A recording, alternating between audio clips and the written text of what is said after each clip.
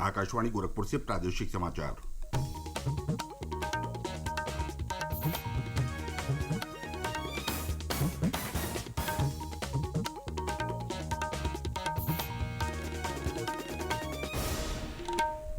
नमस्कार, प्रादेशिक समाचारों के साथ मैं प्रमोद कुमार सिंह। पहले मुख्य समाचार। लोकसभा चुनाव के 5वें चरण की 14 सीटों के लिए मतदान कल आज रवाना की जा रही हैं पोलिंग पार्टी। लोकसभा चुनाव के छठे और अंतिम चरण के लिए प्रचार अभियान तेज। विभिन्न राजनीतिक दलों के वरिष्ठ नेता और स्टार प्रचारक कर रहे हैं जनसभाएं। वाराणसी समेत लोकसभा के 7वें चरण की 13 सीटों पर 144 प्रत्याशी चुनाव मैदान में।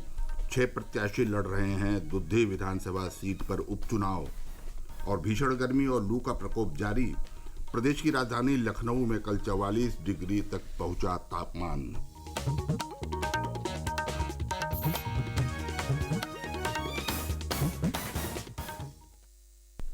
अब समाचार विस्तार से।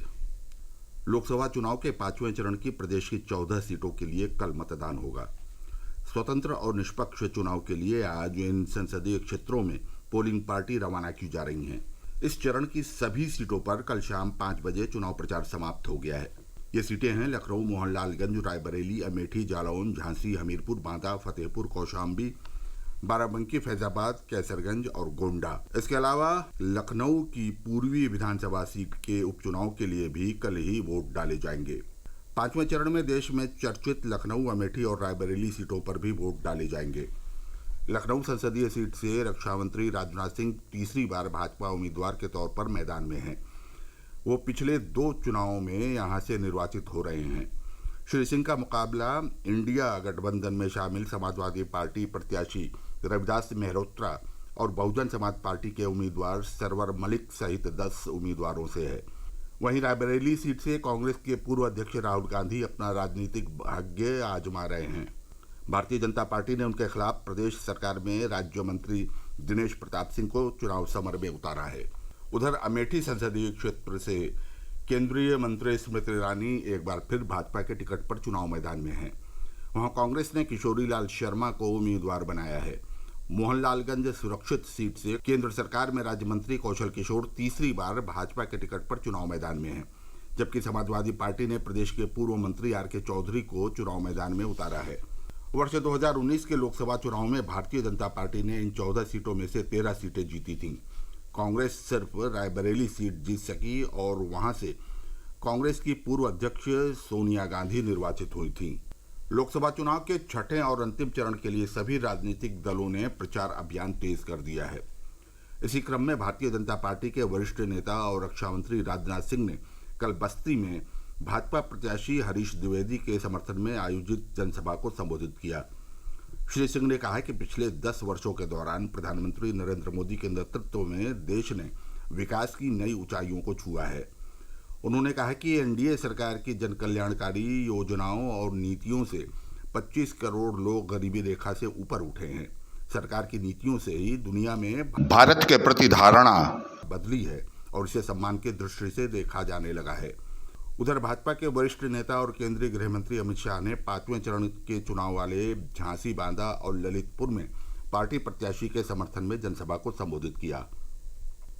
समाजवादी पार्टी के राष्ट्रीय अध्यक्ष अखिलेश यादव ने बलरामपुर में श्रावस्ती सीट से पार्टी प्रत्याशी राम शिरोमणि वर्मा के पक्ष में आयोजित जनसभा को संबोधित करते हुए कहा कि इंडिया गठबंधन की सरकार बनने पर किसानों का पूरा कर्ज माफ कर दिया जाएगा और युवाओं को नौकरियां दी जाएंगी। श्री यादव ने कहा कि चुनाव में बढ़ चढ़कर हिस्सा लेना जरूरी है, क्योंकि ये चुनाव संविधान को बचाने का महत्वपूर्ण माध्यम बनेगा।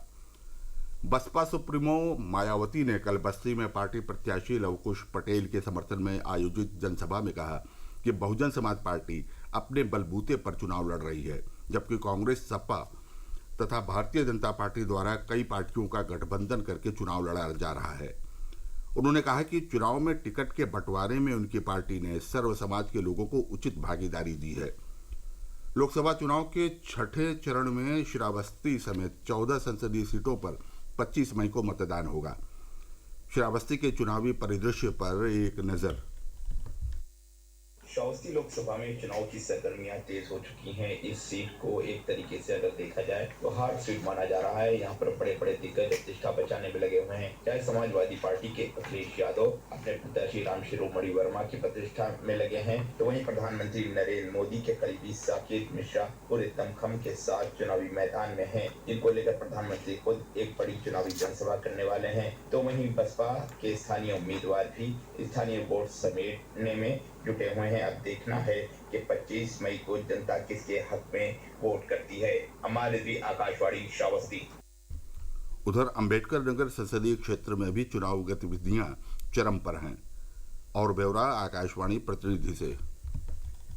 मई के इस महीने में सूरज की तपिश के बीच लोकसभा चुनाव को लेकर अम्बेडकर नगर का सियासी तापमान अपने चरम पर। राजनीतिक दलों के नेताओं के साथ ही समर्थकों और कार्यकर्ताओं का हुजूम अपने अपने प्रत्याशियों को जिताने में जुट गया। गांव के नुक्कड़ की दुकानों से लेकर शहर के चौराहों तक हर जगह सियासत की ही चर्चा हो रही है। अम्बेडकर नगर लोकसभा सीट को लेकर वैसे तो 8 प्रत्याशी मैदान में हैं, जिनमें 3 प्रमुख दल सपा, बसपा और भाजपा शामिल हैं। इस लोकसभा सीट को लेकर सपा और भाजपा में सीधा मुकाबला दिख रहा है। भाजपा की तरफ से केशव प्रसाद मौर्य और स्वतंत्र सिंह ने अलग अलग जनसभाओं को संबोधित किया। समाजवादी पार्टी की तरफ से सपा मुखिया अखिलेश यादव ने शिव बाबा के मैदान में एक विशाल जनसभा को संबोधित किया। अखिलेश यादव ने कहा कि संविधान, आरक्षण और लोकतंत्र बचाने के लिए इंडिया गठबंधन की सरकार जरूरी है। प्रयास सभी दलों की तरफ से जारी है और परिणाम 4 जून को आएगा। अनुराग चौधरी, आकाशवाणी समाचार, अम्बेडकर नगर। छठवें चरण में सुल्तानपुर, प्रतापगढ़, फूलपुर, प्रयागराज, अम्बेडकर नगर, श्रावस्ती, डुमरियागंज, बस्ती, संत कबीर नगर, लालगंज, आजमगढ़, जौनपुर, भदोही और मछली शहर संसदीय सीटों के लिए 25 मई को मतदान होगा।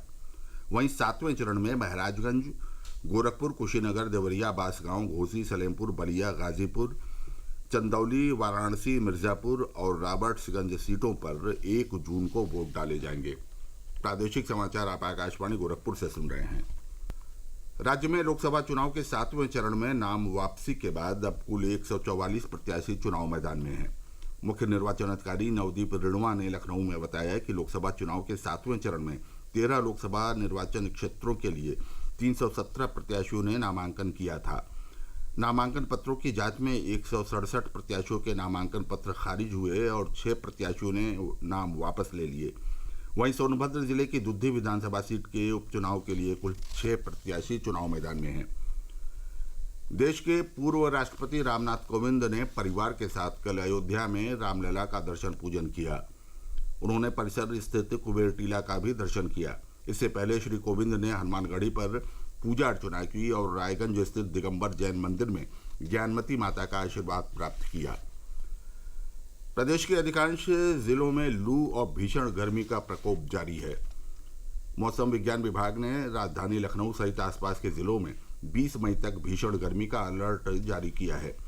इस बीच कल लखनऊ में अधिकतम तापमान 44 डिग्री तक पहुंच गया। ये इस सीजन का सबसे अधिक तापमान है। उधर मौसम वैज्ञानिक मोहम्मद दानिश ने बताया है कि प्रदेश के कई पश्चिमी जिलों समेत पूर्वी उत्तर प्रदेश के गोरखपुर और आसपास के जिलों में आगामी 21 से 23 मई के बीच हल्की बूंदाबांदी व वर्षा की भी संभावना है।